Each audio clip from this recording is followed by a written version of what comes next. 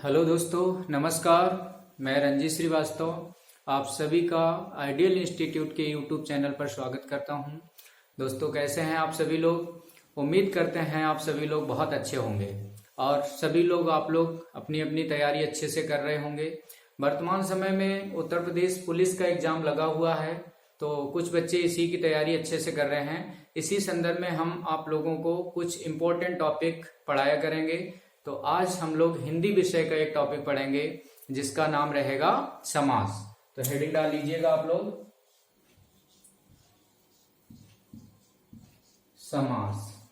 सबसे पहले जानेंगे समास होता क्या है, समास किसे कहते हैं। ये जो समास शब्द है ये दो शब्दों से मिलकर के बना है बेटा। एक है इसमें सम शब्द और दूसरा होता है आस। सम प्लस आस मिलकर के बनता है समास। ये जो समास शब्द है, इस समास शब्द में सम उपसर्ग है। यहां पर उपसर्ग क्या है आपका? सम। तो पूछा जाए समास शब्द में उपसर्ग क्या है, तो समास शब्द में सम उपसर्ग लगा हुआ है। इसके बाद देखिएगा समास शब्द की परिभाषा क्या है, समास किसे कहते हैं। तो जब दो या दो से अधिक शब्द आपस में मिल जाते हैं तो उनसे एक नया शब्द बन जाता है, नए शब्द की उत्पत्ति होती है। वो नया शब्द भी हो सकता है या वही शब्द भी बन सकता है। तो समास एक प्रकार की प्रक्रिया है, एक ऐसी प्रक्रिया जब दो या दो से अधिक शब्दों के मिलने से एक नए शब्द की उत्पत्ति हो जाती है, तो उस प्रक्रिया को ही समास कहते हैं। तो ये तो समास की परिभाषा हो गई। इसके बाद समास के भेद देखेंगे। समास के भेद मतलब प्रकार। समास के प्रकार कितने होते हैं, कौन कौन से समास होते हैं? तो जो समास है ये बेटा 6 प्रकार का होता है। समास कितने प्रकार का होता है? 6 प्रकार का। समास के कितने भेद हैं? समास के 6 भेद होते हैं। देखिएगा कौन कौन से समास होते हैं। तो एक होता है आपका अव्ययीभाव समास। अव्ययीभाव समास।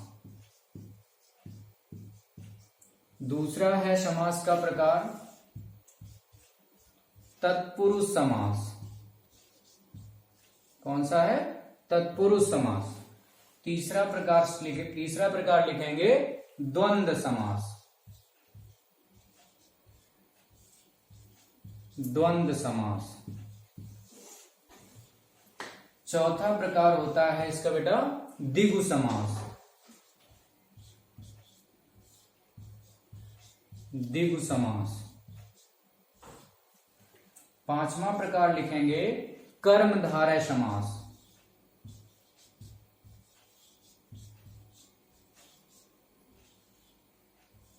कर्मधारय समास। और छठा प्रकार इसका होता है बहुब्रीभाव समास।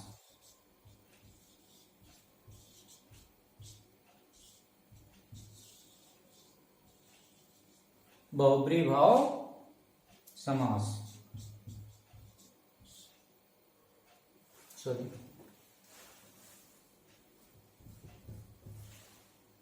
बहुब्रीभाव समास। इस प्रकार से समास 6 प्रकार के होते हैं। कौन कौन से समास आपने देखे? तो एक अव्ययीभाव समास होता है, एक तत्पुरुष समास होता है, द्वंद्व समास होता है, द्विगु समास होता है, कर्मधारय समास और बहुब्रीभाव समास। तो समास 6 प्रकार के होते हैं। अब इनको हम लोग बारी बारी से समझेंगे। अव्ययीभाव समास किसे कहते हैं, तत्पुरुष समास किसे कहते हैं, तो सभी को एक क्रम से समझते हैं, इनकी परिभाषा और इनके एग्जाम्पल। और आज हम आपको एक ऐसी ट्रिक बताएंगे जिससे आपका क्वेश्चन कभी भी गलत नहीं हो सकता है। अगर आप उस ट्रिक का प्रयोग करेंगे तो आपका समास गलत नहीं होगा। तो सबसे पहले जानेंगे अव्ययीभाव समास। अव्ययीभाव समास किसे कहते हैं? इसका पहला पद प्रधान होता है, यानी समास वह समास जिसका पहला पद प्रधान हो। यहां पर बताया था मैंने ना कि दो या दो से अधिक शब्दों के मिलने से एक नए शब्द की उत्पत्ति होती है, ठीक, उसी को समास कहते हैं। तो यहाँ पे दो पद मिलेंगे, एक होता है पहला पद और एक होता है दूसरा पद। दो पद होंगे ना, पहला पद और दूसरा पद। ये जो पहला पद होता है इसी को पूर्व पद भी कहा जाता है और बाद वाले पद को उत्तर पद कहते हैं। क्या कहते हैं? उत्तर पद। तो पूर्व पद और उत्तर पद, तो वह समास जिसका पूर्व पद प्रधान हो, पूर्व पद की प्रधानता हो या पहले पद की प्रधानता हो, उसी को अव्ययीभाव समास कहा जाता है। आई होप समझ में आ गया होगा आपको अव्ययीभाव समास की परिभाषा। अव्ययीभाव समास किसे कहते हैं? वह समास जिसका पहला पद या पूर्व पद प्रधान होता है उसे अव्ययीभाव समास कहते हैं। चलिए अब देखेंगे अव्ययीभाव समास को आप कैसे पहचानेंगे। कोई भी शब्द दिया जाएगा और पूछा जाएगा इस पद में कौन सा समास है, तो इसको पहचानने की ट्रिक देखिएगा। इस समास को पहचानने की ट्रिक है हमारी, एक शब्द आपको याद रखना है अयप। क्या याद रखना है? अयप। इस अयप शब्द में आप देखिएगा तीन वर्ड हैं। कौन कौन से तीन वर्ड हैं? एक आ है, एक या है और एक पा है। तो जो भी शब्द दिए होते हैं उन शब्दों में यदि पहला पद आपको या तो आ दिखाई दे जाए, उस पद की शुरुआत आ से हो रही हो या से हो रही हो या पा से हो रही हो, तो वहां पर सामान्यता अव्ययीभाव समास होता है। जैसे एग्जांपल देखिएगा, आपका एक शब्द है बेटा आजन्म। कौन सा शब्द है? आजन्म। तो आजन्म शब्द में देखेंगे पहला पद, पहला वर्ड आपको क्या दिख गया? आ। तो यहाँ पे अव्ययीभाव समास हो गया। दूसरा देख लीजिए, जैसे लिखा है आजीवन। आजीवन में पहला वर्ड क्या दिखा? आ, है ना। तो इस प्रकार से अगर कोई शब्द दिया हो उनका पहला वर्ड आपको आ दिखाई दे तो सामान्यतः वहां पर अव्ययीभाव समास होता है। जैसे या से देखेंगे, लिखा है यथाशक्ति। क्या लिखा हुआ है? यथाशक्ति। ठीक, तो यथाशक्ति में देखिए हमें पहला वर्ड क्या दिख रहा है यहाँ पर? या, अर्थात यथाशक्ति शब्द में भी अव्ययीभाव समास है। इसके बाद तीसरा वर्ड आपको मैंने यहाँ पे दिखाया है अयप में पा। तो पा से शुरू होने वाले कौन कौन से शब्द हो सकते हैं? जैसे प्रतिदिन, सॉरी यहाँ पे लिखेंगे प्रतिदिन। ये शब्द है आपका प्रतिदिन। तो प्रतिदिन शब्द में पहला वर्ड आप देखिएगा क्या मिल रहा है? हमें पा। तो प्रतिदिन शब्द में भी आपका अव्ययीभाव समास हो गया। दूसरा जैसे आपने लिखा है प्रतिकूल।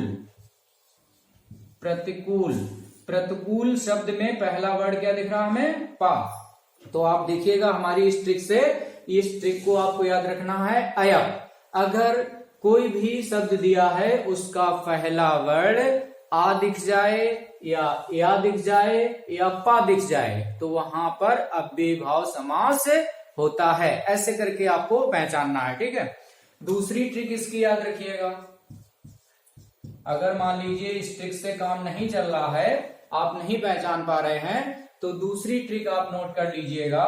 ट्रिक नंबर 2 कि कोई भी शब्द दिया हो, अगर उस शब्द में उपसर्ग लगा हुआ है, अर्थात उपसर्ग लगे हुए शब्दों में अव्ययीभाव समास होता है। और उपसर्ग आपको भी शायद मैंने बता दिया था, उपसर्ग किसे कहते हैं? कि जब क्रिया या धातु के पहले, क्रिया या धातु के पहले लगने वाले शब्दों को ही उपसर्ग कहते हैं।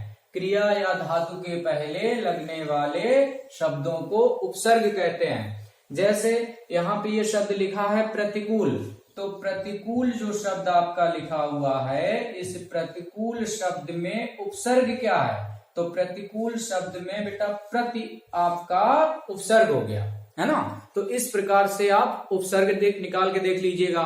अगर कोई शब्द दिया है उसमें आपको उपसर्ग समझ में आ रहा है कि इसमें ये उपसर्ग है, तो उपसर्ग लगे हुए शब्दों में अव्ययीभाव समास होता है। आई होप आपको ये बात अच्छे से क्लियर हो गई होगी। तीसरी बात, आपने पढ़ा होगा कि जो संख्यावाची शब्द होते हैं उसमें द्विगु समास होता है, लेकिन हर संख्यावाची शब्दों में द्विगु समास नहीं होता है। इस बात को ध्यान रखिएगा। जैसे कुछ शब्द हैं, जैसे लिखा हुआ है 10, एक शब्द लिखा है मैंने 10, इस 10 शब्द में कौन सा समास है? तो इसमें देखिए संख्या की उत्पत्ति तो हो रही है, लेकिन इस शब्द में द्विगु समास नहीं होगा। इस 10 शब्द में भी अव्ययीभाव समास होगा।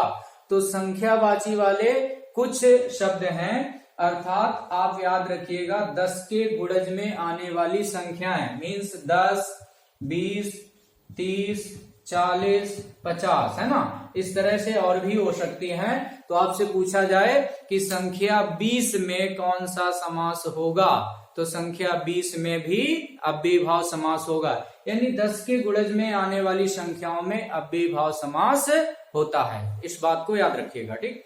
तो इस प्रकार से आप अव्ययीभाव समास को समझ सकते हैं, बहुत ही आसान है। उम्मीद करते हैं आप लोगों को समझ में आ गया होगा। तो आप हमारी इस ट्रिक को याद रखिएगा। अयप, ये मैं बिल्कुल आपको शॉर्टकट समझा रहा हूं, विस्तृत जानकारी के लिए और भी चीजें आपको जाननी पड़ेंगी। तो आज हम केवल आपको कैसे एग्जाम में क्वेश्चन को सॉल्व करना है, कैसे आपका क्वेश्चन सही हो जाए, कम दिनों में अच्छी तैयारी आप कैसे कर सकते हैं, वो सब आपको ट्रिक्स के माध्यम से पढ़ाने का प्रयास कर रहा हूं कि समास आपका क्वेश्चन एक अगर पूछा जाए तो समास का क्वेश्चन गलत ना हो, बस वो आप उस ट्रिक का यूज करिएगा, है ना। क्या ट्रिक बताइए मैंने? अव्ययीभाव समास की अयप, ठीक है। इसके बाद दूसरा समास आप देखेंगे तत्पुरुष समास। तत्पुरुष समास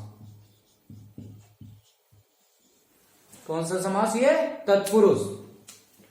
तो देखिएगा, मैंने आपको बताया था कि दो शब्दों के मेल से जो नया शब्द बनता है उसी को समास कहते हैं। तो यहां पर भी आपको दो पद देखने को मिलेंगे, एक पहला पद और एक दूसरा पद। तो इस समास की परिभाषा क्या है तत्पुरुष समास की?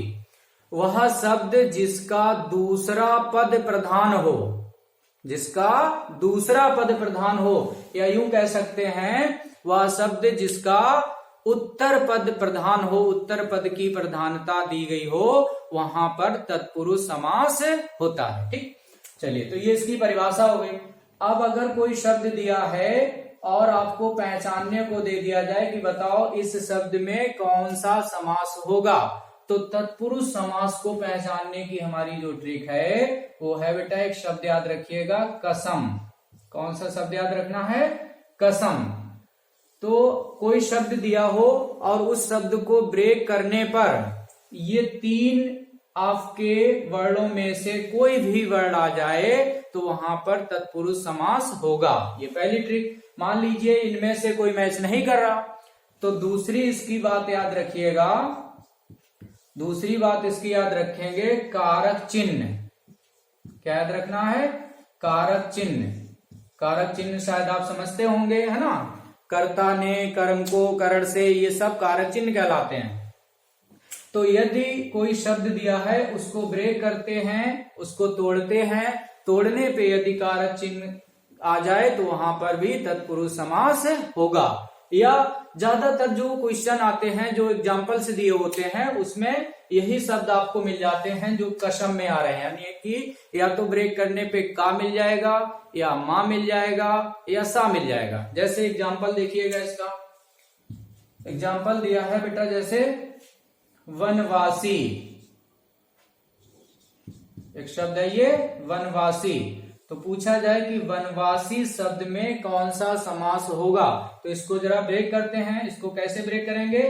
वन में निवास करने वाला, वन में निवास करने वाला, वन में निवास करने वाला, इस प्रकार से इसको ब्रेक करना है, ठीक है। वनवासी को कैसे ब्रेक करेंगे? वन में निवास करने वाला। तो जब आपने देखिए ब्रेक किया है ब्रेक करने के बाद यहाँ पे देखिएगा ये वर्ड आपको दिखाई दे रहा है माँ, कसम में से माँ शब्द आपको देखिए दिखाई दे गया है। ठीक, तो अर्थात वनवासी शब्द में तत्पुरुष समास होगा। ठीक, दूसरा शब्द इसका लेते हैं, जैसे दिया गया है आपको, जैसे दिया है रसोई घर, जैसे एक शब्द दिया है रसोई घर, तो रसोई घर को आपको ब्रेक करना है। रसोई घर को कैसे ब्रेक करेंगे? रसोई के लिए घर, इसको कैसे ब्रेक करेंगे? रसोई के लिए घर, रसोई के लिए घर, रसोई के लिए घर। तो आप देखिएगा यहाँ पर के भी मिल गया है, या के लिए एक आपका कारक चिन्ह भी होता है, तो उससे पहचान लीजिएगा। ठीक, इस प्रकार से आप इसको पहचानेंगे। एक और एग्जांपल देखिए, जैसे लिखा हुआ है रोगग्रस्त, एक शब्द है रोगग्रस्त। अब इस रोगग्रस्त शब्द को ब्रेक करेंगे, तो कैसे ब्रेक करेंगे? रोग से ग्रस्त, रोग से ग्रस्त। अब इसको जब आपने ब्रेक किया है तो देखिएगा यहाँ पे ये वर्ड हमको सा दिखाई दे गया, कसम वाले में से सा शब्द दिखाई दे गया है, अर्थात रोगग्रस्त शब्द में भी तत्पुरुष समास होगा। तो ये हमारी ट्रिक है, ये ट्रिक 99% काम कर जाती है ना। अगर बाई चांस काम ना करे तो कारक चिन्ह आपको पहचानना होगा, कारक चिन्ह दिख जाए या इस कसम में से कोई भी वर्ड बीच में आ जाए तो वहां पर तत्पुरुष समास होता है। इस ट्रिक से आप जो है आसानी से किसी भी शब्द में तत्पुरुष समास निकाल के बता सकते हैं। तो उम्मीद करते हैं आपको तत्पुरुष समास भी क्लियर हो गया होगा। यदि कोई चीज इसमें आपको डाउट है, नहीं समझ में आ रही है, तो आप मुझे कमेंट करके बताना कि यहाँ पर हमें डाउट रह गया है, उस चीज को हम क्लियर करने का प्रयास करेंगे। इसी क्रम में अगला समास कौन सा बताया था मैंने? तीसरे नंबर पर। तो तीसरे नंबर का समास आपका आता है, उसका नाम है द्वंद्व समास। तीसरा समास कौन सा है? द्वंद्व समास बताया था। चलिए देखिएगा, द्वंद्व समास को समझेंगे। तीसरे नंबर पे आपका द्वंद्व समास, द्वंद्व समास। द्वंद्व समास में इसको कैसे पहचानेंगे, इसकी परिभाषा क्या है? तो जिसके दोनों पद प्रधान हो, जिसके यानी कोई शब्द दिया है और उस शब्द के दोनों पदों में प्रधानता दी गई है, दोनों पद प्रधान है, तो उसे द्वंद्व समास कहा जाता है। मैंने अव्ययभाव की परिभाषा क्या बताई थी? जिसका पूर्व पद प्रधान हो, जिसका पहला पद प्रधान हो, उसे अव्ययभाव समास कहते हैं। तत्पुरुष समास की परिभाषा क्या थी? जिसका दूसरा पद या उत्तर पद प्रधान हो, उसे तत्पुरुष समास कहते हैं। और द्वंद्व समास की परिभाषा क्या है? जिसके दोनों पद प्रधान हो, अर्थात पूर्व पद भी प्रधान हो और उत्तर पद प्रधान हो, है ना।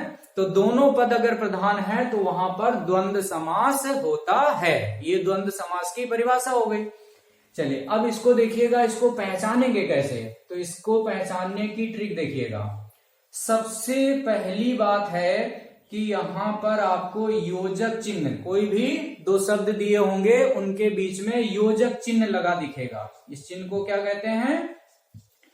इस चिन्ह को कहा जाता है योजक चिन्ह। तो बीच में यदि योजक चिन्ह है और इसका मतलब होता है और, जब उस शब्द को ब्रेक करेंगे तो वहां पर और शब्द की उत्पत्ति हो जाएगी, है ना। तो सबसे बेहतरीन ट्रिक है इसकी कि अगर योजक चिन्ह दिख जाए तो वहां पर द्वंद्व समास होता है, पहली बात। दूसरी बात आपको ध्यान रखनी है कि जो शब्द दिए गए होंगे वो एक दूसरे के विपरीत शब्द होंगे, यानी विलोम शब्द होंगे। कैसे शब्द होंगे? विलोम शब्द, अपोजिट वर्ड।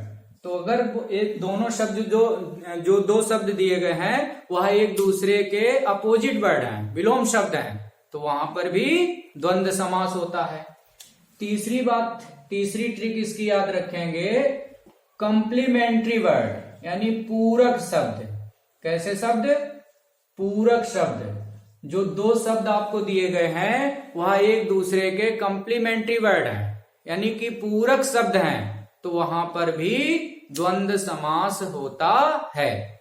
इसके साथ साथ में मैंने आपको बताया है कि जो संख्यावाची शब्द होते हैं वहां पे द्विगु समास होता है, लेकिन सभी संख्यावाची शब्दों में द्विगु समास नहीं होता है।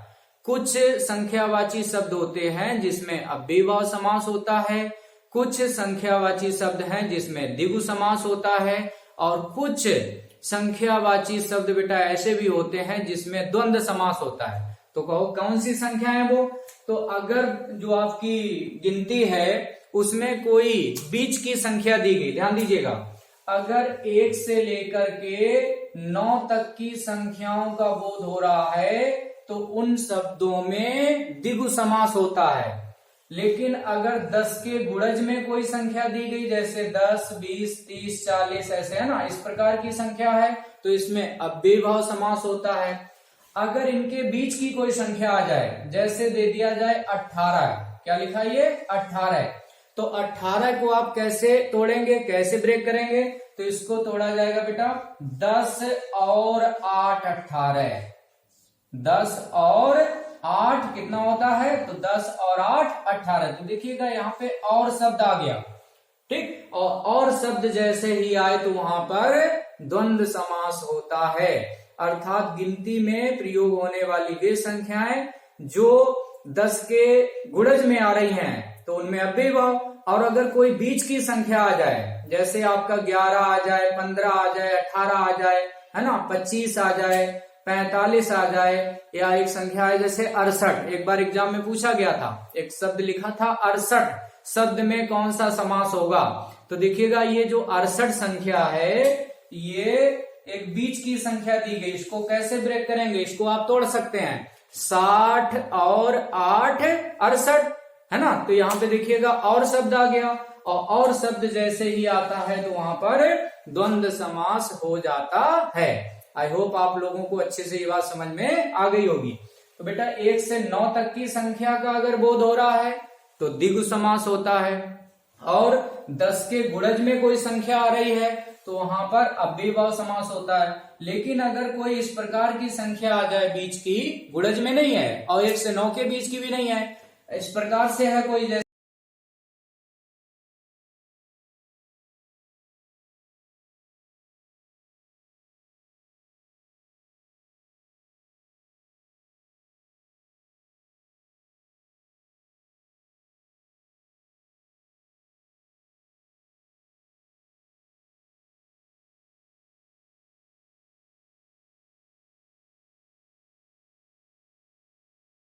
तो पहली चीज है कि इसमें योजक चिन्ह लगा होगा, पहली बात।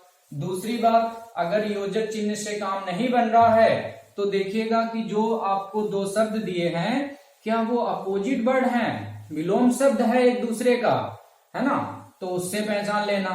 अगर विलोम शब्द भी नहीं दिया है तो वो शब्द आपस में एक दूसरे के कंप्लीमेंट्री वर्ड होंगे, यानी पूरक शब्द होंगे, है ना। पूरक शब्द कहो कैसे होते हैं? जैसे लिखा है बेटा खाना आना, खाना आना, ठीक, तो खाना के साथ में सामान्यतः आना बोला जाता है, या खाना बाना, तो खाना के साथ बाना बोला जा रहा है या आना बोला जा रहा है, तो खाना का ये कंप्लीमेंट्री वर्ड हो गया, यानी पूरक शब्द हो गया। जैसे पानी आनी, क्या लिखा है? पानी आनी, ठीक, इस प्रकार के जो वर्ड होते हैं ये कंप्लीमेंट्री वर्ड कहलाते हैं। और विलोम शब्द आप जानते ही होंगे, जैसे लिखा हुआ है आकाश पाताल, आकाश का विपरीत शब्द क्या होगा? पाताल, तो आकाश पाताल ये विलोम शब्द वाला आपका हो गया ना, इस प्रकार से आप पहचानेंगे, ठीक। इसके अलावा देखिएगा और एग्जाम्पल इसके, जैसे लिखा है शब्द माता और बीच में योजक चिन्ह पिता, तो पूछा जाए माता पिता शब्द में कौन सा समास होगा? तो माता पिता शब्द में द्वंद्व समास होगा। जैसे लिखा है बेटा भाई बहन, भाई बहन, भाई बहन शब्द में कौन सा समास है? तो भाई बहन शब्द में द्वंद्व समास है आपका। जैसे एक शब्द लिखा है बेटा देवासुर, क्या लिखा है? देवासुर, देवासुर, अब देखिएगा यहाँ पे योजक चिन्ह तो नहीं आया, लेकिन देव और असुर है ना, तो एक शब्द है यहाँ पे देव और एक है असुर, तो देव का अपोजिट क्या होता है, असुर, तो ये विलोम शब्द वाले हो गए है ना, तो देवासुर शब्द में भी द्वंद्व समास होगा। इस प्रकार से आप द्वंद्व समास को आसानी से पहचान सकते हैं। इसके लिए आपको अधिक से अधिक आपको प्रैक्टिस करनी पड़ेगी, अधिक से अधिक आप एग्जाम्पल नोट कर लीजिएगा, उनको आप प्रैक्टिस करेंगे तो आसानी से आप जो है समास को निकाल पाएंगे। ठीक, तो आई होप आपको ये भी समझ में आ गया होगा द्वंद्व समास को कैसे पहचानना है। एक तो योजक चिन्ह आप देखिएगा, योजक चिन्ह नहीं है तो विलोम शब्द से पहचानेंगे। तीसरी बात आपको कॉम्प्लीमेंट्री वर्ड याद रखना है। इस तरह से आपका द्वंद्व समास क्लियर हो गया। चौथा समास का जो टाइप है कौन सा बताया था मैंने, चौथे नंबर पे आपका आता है द्विगु समास। चौथे नंबर पे कौन सा आता है, द्विगु समास। तो हेडिंग डाल लीजिएगा द्विगु समास। देखिएगा द्विगु समास को कैसे पहचानेंगे। द्विगु समास,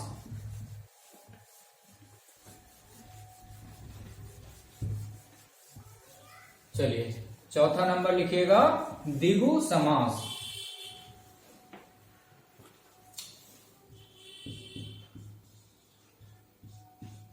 द्विगु समास है ना, तो वे शब्द जो संख्यावाची वाले होते हैं, जिस शब्द में संख्या का बोध होता है, लेकिन संख्याएं कौन सी, अभी मैंने आपको समझाया था, 1 से लेकर के 9 तक की जो संख्याएं हैं, इन संख्याओं का सामान्यता बोध होगा। 1 से लेके 9 तक की संख्या वाले जो शब्द हैं उनमें द्विगु समास होता है। या कोई शब्द दिया है और वो एक ग्रुप की बात कर रहा है, एक समूह की बात कर रहा है, तो उन शब्दों में भी द्विगु समास होता है। जैसे एक शब्द लिखा है शताब्दी, शताब्दी, शताब्दी का मतलब क्या होता है, 100 वर्षों का समूह, 100 वर्षों का समूह, तो शताब्दी शब्द में द्विगु समास होगा। और इसके एग्जांपल देखिएगा, जैसे लिखा है बेटा पंचवटी, क्या लिखा है, पंचवटी, पंचवटी यानी 5 बटों का समूह है ना, तो पंचवटी शब्द में भी आपका द्विगु समास हो गया। और देखिएगा जैसे लिखा है त्रिभुज, एक शब्द लिखा है त्रिभुज, तो यहाँ पे देखिएगा त्रिभुज में संख्या 3 का बोध हो रहा है, त्रिभुज है ना। ऐसे लिखा है चतुर्भुज, क्या लिखा है, चतुर्भुज, पंचभुज, अष्टभुज है ना, सप्तभुज, इन सभी में आपका द्विगु समास है। जैसे लिखा है चौराहा, एक शब्द लिखा है चौराहा, चौराहा शब्द में कौन सा समास है, तो चौराहा शब्द में संख्या 4 का बोध हो रहा है, तो चौराहा शब्द में भी आपका द्विगु समास हो गया। ठीक है, तो इस प्रकार से अगर संख्यावाची शब्द आपके सामने आए तो उन सभी में द्विगु समास होता है। बट याद रखिएगा कौन सी संख्याएं, 1 से लेकर के 9 तक की संख्याओं का अगर बोध हो रहा है तो वहां पर द्विगु समास होता है। जैसे एक शब्द लिखा है नवरत्न, क्या लिखा है, नवरत्न, तो नवरत्न शब्द में संख्या 9 का बोध हो रहा है, अर्थात नवरत्न शब्द में भी आपका द्विगु समास हो गया। तो इस प्रकार से आपको इस समास को पहचानना है। तो आई होप आपको ये भी अच्छे से समझ में आ गया होगा। अगर कुछ भी डाउट रहता है तो आप कमेंट करके दोबारा पूछ लीजिएगा, कोई चीज आपको स्पष्ट नहीं हुई है तो उसको हम प्रयास करेंगे कि दोबारा समझा दिया जाएगा। फिलहाल आप जो है अपनी किताब से जब प्रैक्टिस करेंगे तो हमारी इन्हीं सभी ट्रिक्स का यूज करिएगा, आसानी से देखिएगा, आपका समास पता लग जाएगा कि इस शब्द में कौन सा समास है। चलिए इसी क्रम में 5वें नंबर का समास आप देखेंगे जिसका नाम है कर्मधारय समास। 5वां समास लिखिएगा कर्मधारय समास। 5वें नंबर पर लिखेंगे कर्मधारय, कर्मधारय समास। कर्मधारय समास को कैसे पहचानेंगे, तो इसकी देखिएगा एक ट्रिक है। कर्मधारय समास को पहचानने की ट्रिक है ना, कोई भी शब्द दिया गया हो, उस शब्द को ब्रेक करने पर अगर है जो शब्द की उत्पत्ति हो जाए, बस ये आपको याद रखना है। उस शब्द को आप ब्रेक करेंगे, ब्रेक करने पे है जो शब्द निकल के आ जाए तो वहां पर कर्मधारय समास होता है, पहली बात। दूसरी इसकी ट्रिक आपको याद रखनी है कि सामान्यतः यहां पर जो शब्द दिए होंगे उसमें रंगों के नाम की उत्पत्ति हो जाएगी। किसकी उत्पत्ति हो जाएगी? रंगों के नाम, यानी कलर्स नेम, रंगों के नाम। ठीक, अगर कोई शब्द दिया है उसमें किसी रंग की बात की जा रही है, किसी कलर की, तो सामान्यतः वहां पर भी आपका कर्मधारय समास होता है। अगली ट्रिक है इसकी पहचानने की कि जो शब्द दिए होंगे उसमें उपमान और उपमेय की बात की जाएगी। उपमान क्या होता है और उपमेय क्या होता है? तो बेटा देखिएगा, जब किसी छोटी चीज की तुलना किसी बड़ी चीज से की जाती है, किसी छोटी चीज की तुलना किसी बड़ी चीज से की जाती है, या दूसरे शब्दों में कह सकते हैं एक साधारण वस्तु की तुलना एक असाधारण वस्तु से की जाती है, तो जो साधारण वस्तु या जो छोटी वस्तु है उसे उपमेय कहते हैं, और जो असाधारण या बड़ी चीज है उसे उपमान कहा जाता है। तो अगर कोई शब्द है उसमें उपमेय और उपमान की उत्पत्ति हो रही है तो वहां पर भी कर्मधारय समास होता है। अगली बात चौथी है इसकी ट्रिक कि अगर उस शब्द में विशेषण और विशेष की बात की जाए, विशेषण और विशेष, ये आपको शायद पता ही होगा कि विशेषण क्या होता है और विशेष क्या होता है। जिस वस्तु की विशेषता बताई जाती है उसे विशेष कहते हैं। जिस वस्तु की विशेषता बताई जाती है तो उस वस्तु को विशेष कहते हैं, और उस वस्तु में क्या गुण है, क्या विशेषता है ना, तो जो उसकी विशेषता होती है उसी को विशेषण कहते हैं। ठीक, तो अगर कोई शब्द दिया है उसमें विशेषण विशेष की बात हो रही है, या उपमान उपमेय की बात हो रही है, या उस शब्द में रंगों के नाम की उत्पत्ति हो रही है, या उस शब्द को ब्रेक करने पर है जो शब्द निकल के आ जाए तो वहां पर कर्मधारय समास होता है। आई होप आप लोगों की ये बात हमारी अच्छे से समझ में आ गई होगी। अब इसका एग्जाम्पल देखिए बेटा, जैसे एक शब्द लिखा हुआ है लंबोदर। क्या शब्द लिखा है? नहीं, इसके लिए दूसरा शब्द लेते हैं। जैसे एक शब्द लिखा है आपका महात्मा। क्या लिखा है? महात्मा। अब इस शब्द को आप ब्रेक करिएगा, इस शब्द को तोड़ेंगे, तो इस शब्द को कैसे तोड़ना है? महान है जो आत्मा।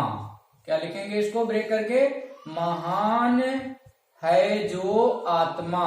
महान है जो आत्मा, उसी को तो महात्मा कहते हैं। तो महान है जो आत्मा उसे महात्मा कहते हैं। तो देखिएगा बेटा, यहाँ पे है जो शब्द की उत्पत्ति हो गई, है जो शब्द निकल के आ गया। महात्मा शब्द को ब्रेक किया, कैसे किया? महान है जो आत्मा, तो है जो शब्द निकल के आ गया, अर्थात महात्मा शब्द में कर्मधारय समास होगा। ठीक, तो इस प्रकार से कोई भी शब्द दिया जाए उसको आप बस ब्रेक करके देखिएगा, है ना। दूसरा एग्जाम्पल देखो इसका, जैसे लिखा है बेटा नील गाय। क्या लिखा है? नील गाय। अब नील गाय शब्द में देखिएगा नीले रंग की उत्पत्ति हो रही है। किस रंग की उत्पत्ति हो रही है? नीले रंग की। तो इसलिए नील गाय शब्द में आपका जो है कर्मधारय समास हो गया। जैसे लिखा हुआ है बेटा काली मिर्च। क्या लिखा है? काली मिर्च। तो आपने मिर्च तो बहुत सी देखी होंगी, काली मिर्च भी देखी होगी, हरी मिर्च भी देखी होगी, लाल मिर्च भी देखी होगी। तो इस मिर्च की विशेषता क्या है? मिर्च तो बहुत सी होती है, लेकिन इस मिर्च की विशेषता है कि यह मिर्च काली है। तो यहां पर आपका ये विशेषण हो गया, है ना। इस मिर्च की विशेषता क्या है कि ये मिर्च काली है, तो काली इसकी विशेषता हो गई, है ना। विशेषण इसमें काली हो गया और मिर्च आपका विशेष हो गया। तो विशेषण विशेष से आप पहचान सकते हैं। ठीक, या आप रंग के अकॉर्डिंग देखेंगे तो इसमें काले रंग की उत्पत्ति हो रही है, इस वजह से काली मिर्च शब्द में कर्मधारय समास है। तो उम्मीद करते हैं आपको ये समझ में आ गया होगा। इसी प्रकार से आप जो है एग्जाम्पल देखिएगा और इस ट्रिक को लगाइएगा। इस ट्रिक से आप आसानी से निकाल लेंगे कि इसमें कौन सा समास होगा। ठीक, तो कर्मधारय समास बहुत ही इजी है। कुछ शब्द ऐसे होते हैं बेटा जिसमें कर्मधारय समास भी होता है और बहुब्री भाव समास भी होता है। तो यदि कोई क्वेश्चन आ जाए और आप कंफ्यूज हो जाएं कि इसमें कर्मधारय है कि बहुब्री भाव, ऑप्शन में दोनों दिए हैं, तो उस केस में बहुब्री भाव समास को ज्यादा महत्व दिया जाएगा, है ना। ऑप्शन में दोनों हो, कर्मधारय भी और बहुब्री भी। आपको लगता है इसमें कर्मधारय समास भी है, इसमें बहुब्री भाव समास भी है, तो उस केस में बहुब्री भाव समास को ज्यादा महत्व दिया जाएगा। तो ऑप्शन आप जो है बहुब्री भाव टिक करना। चलिए, उम्मीद करते हैं आपको ये बहुब्री भाव समास भी क्लियर हो गया होगा। इसी क्रम में अगला समास का जो प्रकार है वो क्या मैंने बताया था आपको 6वें नंबर पे। तो 6 नंबर पे आपका जो समास है उसका नाम है बहुब्री भाव समास। तो हेडिंग डाल लीजिए सभी लोग, बहुब्री भाव समास। बहुत ही आसान है समास, बहुत ही इजी टॉपिक है, बस थोड़ा अच्छे से आपको ध्यान देना है। अगर इन ट्रिक को आप यूज करते हैं तो आसानी से आप समास निकाल लेंगे। केवल और केवल बस ये ट्रिक का सहारा लीजिएगा, आराम से समास आपका सही हो जाएगा। और एक क्वेश्चन लगभग हर एग्जाम में पूछा जाता है। आप लोगों ने देखा होगा कि जो समास टॉपिक है बहुत इंपॉर्टेंट है, एक आपका क्वेश्चन यहां से जरूर एग्जाम में आता है। तो 6वां नंबर आप लिखेंगे समास का जिसका नाम है बहुब्री भाव। बहुब्री समास, ठीक है। ये 6 नंबर पे हो गया। 6 प्रकार के समास होते हैं, तो 6वें नंबर पे बहुब्री भाव समास। इस बहुब्री भाव समास की परिभाषा है जिसका कोई पद प्रधान ना हो, ना तो प्रथम पद प्रधान है और ना द्वितीय पद प्रधान है, अर्थात पूर्व पद भी प्रधान ना हो, उत्तर पद प्रधान ना हो, है ना। पूर्व पद भी ना प्रधान हो, ना उत्तर पद प्रधान हो, मीन्स कोई पद प्रधान ना हो, कोई अन्य पद की प्रधानता आ जाए। प्रथम पद भी ना प्रधान हो, दूसरा पद भी प्रधान ना हो, कोई अन्य पद प्रधान जहां पे होता है वहां पे बहुब्री भाव समास होता है। ये बहुब्री भाव समास की परिभाषा हो गई। आई होप आप लोगों को अच्छे से समझ में आ गया होगा बहुब्री भाव समास किसे कहते हैं। तो अगर कोई शब्द दिया है उसमें पूर्व पद भी नहीं प्रधान है और ना उत्तर पद प्रधान है, कोई अन्य पद प्रधान आ जाए तो वहां पर बहुब्री भाव समास होता है। चलिए, अब इसको कैसे पहचानेंगे, इसकी ट्रिक क्या है, तो देखिएगा इसकी ट्रिक। तो इसकी ट्रिक, पहली बात आप याद रखेंगे कि कोई शब्द दिया है, अगर आप उसे ब्रेक करते हैं, उसको तोड़ते हैं, तोड़ने के बाद मैंने बताया ना कि कोई अन्य पद प्रधान होगा, तो जो अन्य पद मिले उसमें वह पद किसी भगवान के नाम का हो, भगवान का नाम आ जाए। किसका नाम आ जाए? भगवान का नाम। तो अगर जो अन्य पद निकल के आया है वह किसी भगवान के नाम का है या भगवान से संबंध रखने वाला शब्द है ना, तो उस शब्द में बहुब्री भाव समास होता है, पहली बात। दूसरी ट्रिक इसकी आपको याद रखनी है, दूसरी ट्रिक आप याद रखेंगे कि जो शब्द दिया है वह किसी ना किसी का पर्यायवाची होगा। क्या होगा? पर्यायवाची। कैसा शब्द होगा? पर्यायवाची शब्द होगा, सिनोनिम्स, है ना। तो जो भी पर्यायवाची शब्द होते हैं, पर्यायवाची शब्दों में भी बहुब्री भाव समास होता है। ठीक, बस ये दो बातें आपको केवल और केवल याद रखनी है। आराम से आप जो है समास बता पाएंगे कि इस शब्द में कौन सा समास है। जैसे एग्जांपल देखिए बेटा, जैसे एक शब्द लिखा है लंबोदर। क्या लिखा है? लंबोदर। इसको कैसे ब्रेक करना है? तो इसको ब्रेक करेंगे, लंबा है उदर जिसका, लंबा है उदर जिसका, लंबा है उदर जिसका, अर्थात किसका उदर लंबा होता है? तो भगवान गणेश का। तो यहाँ पे देखिएगा हमें एक नया शब्द मिल गया है गणेश, है ना। और गणेश एक भगवान है हमारे। तो जैसे ही हमें अन्य शब्द की उत्पत्ति मिले, अन्य शब्द दिखाई दे और वो किसी भगवान के नाम को इंडिकेट कर रहा है, तो वहां पर आपका बहुब्री भाव समास होता है। जैसे लिखा है बेटा त्रिभुवन, त्रिभुवन, ठीक। तो त्रिभुवन भी एक भगवान को ही बोला जाता है। इस शब्द में भी आपका जो है बहुब्री भाव समास हो गया। जैसे आपका एक शब्द दिया गया है वीणा पाणी, वीणा पाणी, इसको कैसे ब्रेक करेंगे? जिनके हाथों में है वीणा अर्थात सरस्वती। वीणा किसके हाथ में होता है? तो सरस्वती, है ना। और सरस्वती एक भगवान है, हमारी देवी है। तो इसलिए वीणा पाणी शब्द में भी आपका बहुब्री भाव समास होगा। जैसे एक शब्द दिया गया है, दूसरा शब्द लिखेंगे यहां पर दशानन। क्या लिखा है? दशानन। दशानन शब्द में कौन सा समास होगा? इसको कैसे ब्रेक करेंगे? 10 हैं सिर जिसके अर्थात रावण। रावण को दशानन कहा जाता है, उसके 10 सिर होते हैं। तो यहाँ पे जो रावण है, रावण भी कहीं न कहीं एक भगवान की श्रेणी में आता था। भगवान से ज्यादा इसको जो है महत्व दिया जाता था। एक प्रकांड विद्वान था ये हमारी पृथ्वी पर। तो रावण भी भगवान नहीं है, तो भगवान से संबंध रखने वाला। आपने रामायण में देखा होगा, भगवान राम ने रावण को जाकर के मारा था, है ना। तो या तो भगवान का नाम दिया होगा या भगवान से उसका किसी न किसी प्रकार से कोई संबंध रहा होगा, ठीक। तो ऐसा शब्द दिख जाए जिसमें डायरेक्ट भगवान के नाम की उत्पत्ति हो या भगवान से संबंध रखने वाला शब्द दिखे, है ना, तो वहां पर बहुब्री भाव समास होता है। जैसे एक शब्द लिखा है बेटा विश्वामित्र। क्या लिखा है? विश्वामित्र। तो विश्वामित्र देखिएगा भगवान राम के गुरु का नाम था। तो यहाँ पर जो विश्वामित्र शब्द है ये डायरेक्ट भगवान का तो नाम नहीं है, लेकिन भगवान से संबंध रखने वाले व्यक्ति अर्थात भगवान राम के गुरु थे, इसलिए विश्वामित्र शब्द